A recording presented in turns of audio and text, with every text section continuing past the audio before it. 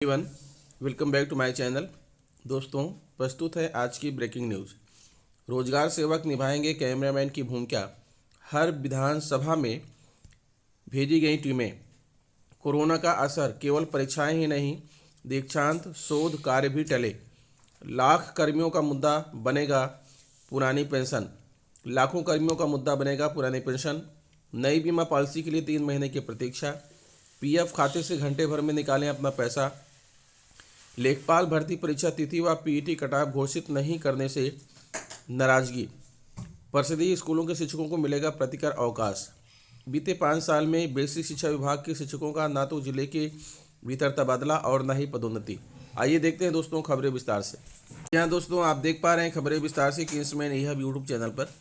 रोजगार सेवक निभाएंगे कैमरामैन की भूमिका। हर विधानसभा में गठित की गई टीम में पंचायत में मनरेगा को संचालित करने वाले रोजगार सेवक चुनाव में कैमरामैन की भूमिका निभाएंगे। रोजगार सेवक पंचायत के कैमरों से फोटोग्राफी व वीडियोग्राफी करेंगे। रोजगार सेवकों को FST flying squad team, SST static surveillance team और वीएसटी वीडियो सर्विलांस टीम में ये जिम्मेदारी दी गई है। आदर्श चुनाव संहिता का पालन न करने वाले व पैसा और शराब की बेजा इस्तेमाल को रोकने के लिए एफएसटी व एसएसटी टीम का गठन कर दिया गया है। इन टीमों में वीडियोग्राफी के लिए भी रोजगार सेवकों को शामिल किया गया है।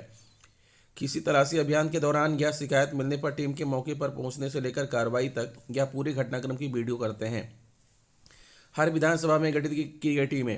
राजधानी की सभी 9 विधानसभा सीटों के लिए एफएसटी, एसएसटी व बीएसटी टीम का गठन हो गया है।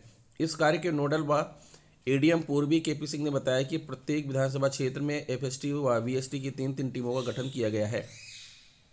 शैक्षिक संस्थानों में शोध कार्यों पर ब्रेक। लखनऊ विश्वविद्यालय, एकेटीयू समेत सभी विश्वविद्यालय व कॉलेज भौतिक रूप से बंद कर दिए गए हैं। इनकी ऑनलाइन कक्षाएं चलाकर रेगुलर पढ़ाई कराना तो फिर भी संभव है, लेकिन विश्वविद्यालयों में होने वाले अन्य एकेडमिक कार्यों पर ब्रेक लग गया है। मसलन लखनऊ विश्वविद्यालय में ही सेंटर ऑफ एक्सीलेंस के कई रिसर्च वर्क चल रहे थे, जो अब कोरोना का प्रकोप कम होने के बाद ही रफ्तार पकड़ेंगे।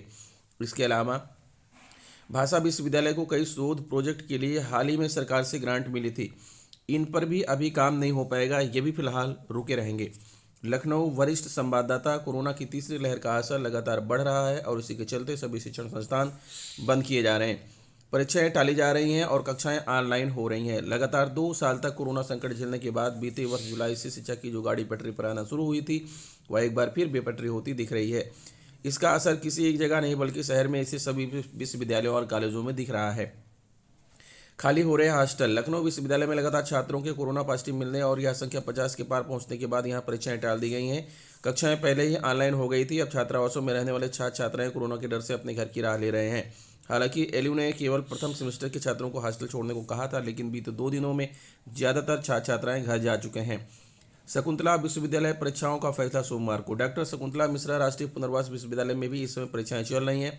विश्वविद्यालय प्रशासन का कहना है कोरोना के कारण फिलहाल कक्षाएं जो ऑनलाइन कर दी गई हैं, आगे परीक्षाएं करानी है या स्थगित करनी है, इस बारे में फैसला सोमवार को लिया जाएगा।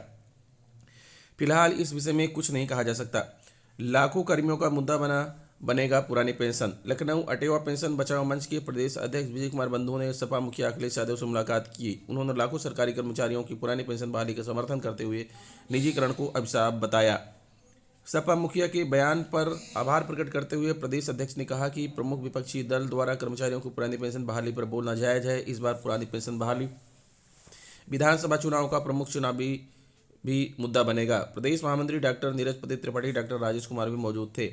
नई बीमा पॉलिसी के लिए 3 महीने की प्रतीक्षा। जीवन बीमा कंपनियों ने कोरोना वायरस संक्रमण से ठीक हो चुके लोगों को नई बीमा पॉलिसी लेने पर 3 महीने तक की प्रतीक्षा अवधि का प्रावधान कर दिया है। सभी जीवन बीमा एवं स्वास्थ्य बीमा कंपनियां कुछ खास बीमारियों से जूझ रहे लोगों को पॉलिसी जारी करने के पहले एक खास अवधि तक इंतजार करने की नीति अपनाती रही हैं। अब इसी क्रम में कोरोना संक्रमण वाले लोगों को भी शामिल किया गया है। इसके लिए उन्हें नई पॉलिसी लेने के लिए 1 से 3 महीने तक का इंतजार करना होगा। हालांकि यह प्राविधान सिर्फ जीवन बीमा के लिए ही लागू किया गया है। भारतीय बीमा ब्रोकर संघ के अध्यक्ष सुमित बोरा ने कहा कि भारतीय बीमा कंपनियों के पास सभी जोखिमों को दर्ज करने की क्षमता नहीं है, लिहाजा 10 से 20 लाख रुपए से अधिक की अधिकतर बीमा पॉलिसी पर पुनर्बीमा होता है और इसीलिए कोरोना संक्रमण के मामले में प्रतीक्षा अवधि का प्रावधान किया गया है। पीएफ खाते से घंटे भर में निकालें अपना पैसा। कोरोना संकट के दौर में किसी मेडिकल इमरजेंसी में फंस गए हैं तो कर्मचारी भविष्य निधि ईपीएफ से घंटे भर के भीतर 1 लाख रुपए निकाल सकते हैं।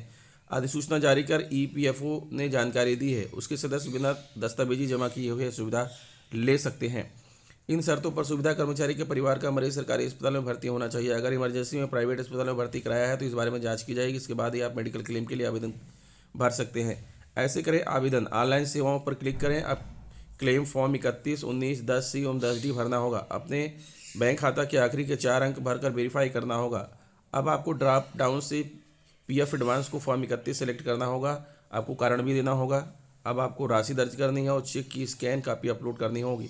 अपना पता भरें, गेट आधार ओटीपी पर क्लिक करें और आधार लिंक्ड मोबाइल पर आए ओटीपी को एंटर करें। क्लेम फाइल हो जाएगा। नई दिल्ली, कोरोना संकट के दौर में किसी मेडिकल इमरजेंसी में फंस गए हैं तो कर्मचारी भविष्य निधि ईपीएफ से घंटे भर के भीतर 1 लाख रुपए निकाल सकते हैं। अधिसूचना जारी कर ईपीएफओ ने जानकारी दी है उसके सदस्य बिना दस्तावेजी जमा किए हुए सुविधा ले सकते हैं।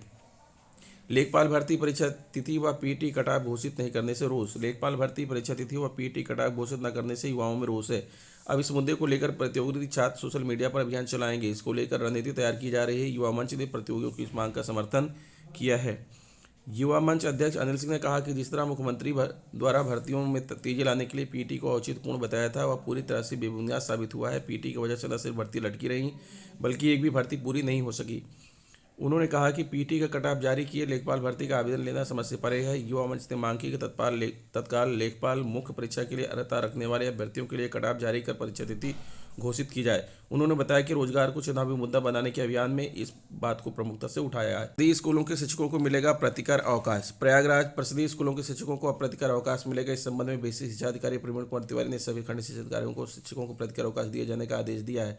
शिक्षक यदि अवकाश के दिन किसी भी कार्य से ड्यूटी करते हैं तो इसके बदले में उन्हें किसी भी कार्य दिवस पर अवकाश मिलना चाहिए। 1973 से प्रतिकार अवकाश का नियम लागू है, लेकिन पिछले कुछ सालों से शिक्षकों को प्रतिकार अवकाश नहीं मिल रहा था। इस बात को लेकर शिक्षक कई बार अफसरों से गुहार लगा रहे थे। बीते 5 सालों में बेसिक शिक्षा विभाग के शिक्षकों का न तो जिले के भीतर तबादला और न ही पदोन्नति।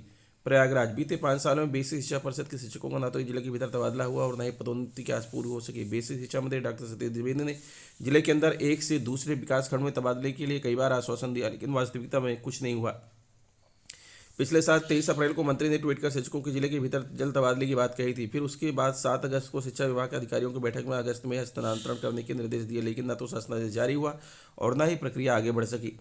शिक्षकों में इस बात को लेकर नाराजगी है कि उनका पद जिला कैडर का होने के बावजूद 2016 के बाद से जिले के भीतर ट्रांसफर नहीं हुआ, जबकि इन 5 सालों के दौरान गैर जिले के शिक्षकों को 2 बार अंतर जनपदीय तबादले का लाभ मिला। पहले जिले के अंदर हर साल स्थानांतरण होता था, लेकिन 2016 के बाद से स्थानांतरण नहीं हुए। कुछ गिनती के शिक्षकों को पारस्परिक ट्रांसफर का लाभ मिला। इस दौरान शिक्षकों को पदोन्नति भी नहीं मिली। जिले में मार्च 2009 से नियुक्त हजारों शिक्षक पदोन्नति के इंतजार में बेसिक शिक्षा परिषद के नियमों के मुताबिक नियुक्ति के 3 साल बाद पदोन्नति होनी चाहिए, लेकिन प्रयागराज में आखिरी बार 2016 में फरवरी 2009 तक नियुक्त शिक्षकों को ही पदोन्नति मिल सकी है।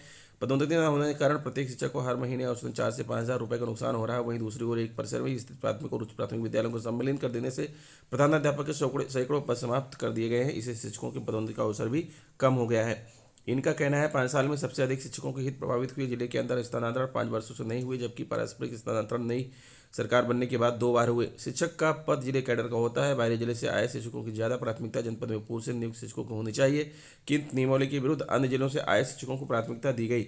अनिल राजभर, परिषदीय शिक्षक, जिले में मार्च 2009 से नियुक्त शिक्षकों को पदोन्नति नहीं मिल सकी।